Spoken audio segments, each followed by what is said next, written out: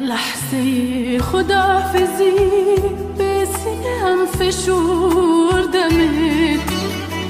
عشق چشمم جاری شد، دست خدا سپردمت. دل من راضی نبود به این جدایی نازنین. عزیزم منو ببخش اگه وقت ازردمت. گفته به من غصه نخور، میرم و برمیگردم، هم سفر پرستوها میشم و برمیگردم.